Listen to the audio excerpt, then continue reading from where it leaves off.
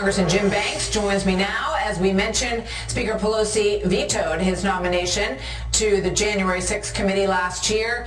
Congressman Banks, good to have you with us today. Good to be with you. Thank you very much for being here. So, you think back to the Watergate hearings, I think it's probably the most similar example because it was on all day long and then they reprogrammed some of it at night to make sure that everybody could see it. And yet you had both sides choose the members that sat on that committee. I think there were 3 Republicans and 4 Democrats on that committee. So why were you vetoed, and how did they get away with doing something where they chose all the people who were up there? It's never happened before. 232 years of congressional history. We've never had a committee like this one that is entirely and completely partisan. And that's why the American people have already dismissed it. They're tuning out. They're going to flip the channel tonight on primetime TV to channels that aren't showing it because they don't trust it to begin with. It's all theater. It's a circus. It's a political witch hunt. And they know it because only one side is represented. That's not the way that our process, the institution of the Congress is supposed to work. It's shameful.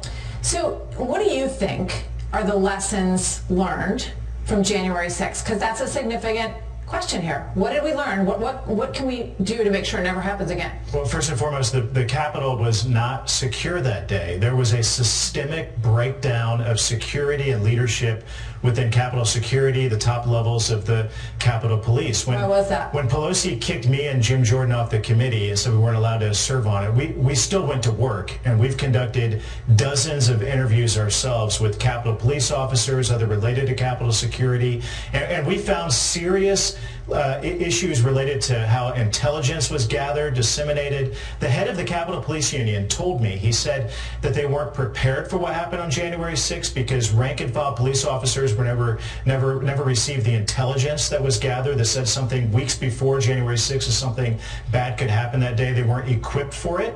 They had faulty or outdated equipment. Some of them didn't even have riot shields or helmets on. The rioters had better equipment than they did. What information should they have had that was already out there in order to have them be prepared? Because remember, several of the people who died that day were members of the Capitol Police or Metropolitan Police. They died from heart attacks. They died from strokes.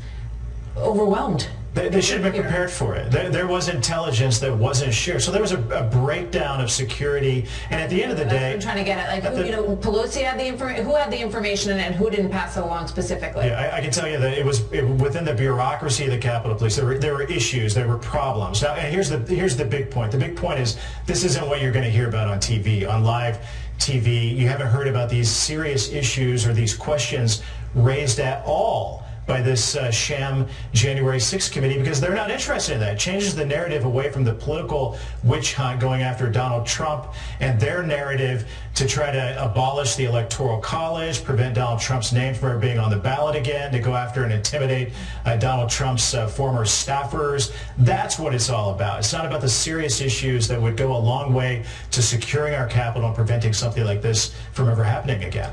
But is it true that both sides had information that should have been shared, or what? Well, what I'm talking about and what our report, because we will come out in a matter of weeks with a report, an ad hoc effort, will show that there were serious issues within how the Capitol Police gathered intelligence, how they disseminated it, and really get to the heart of what the head of the Capitol Police Union told us. They weren't prepared for what happened. Well, we look forward to hearing more specifics on that. I know you're going to meet with Vice President Pence, who used to have your job as the chair of the Republican Study Committee. That's coming up on June 21st, so I hope you'll join us again with more on that. Thank you very much. Thank you. Jim Banks, good to have you with us.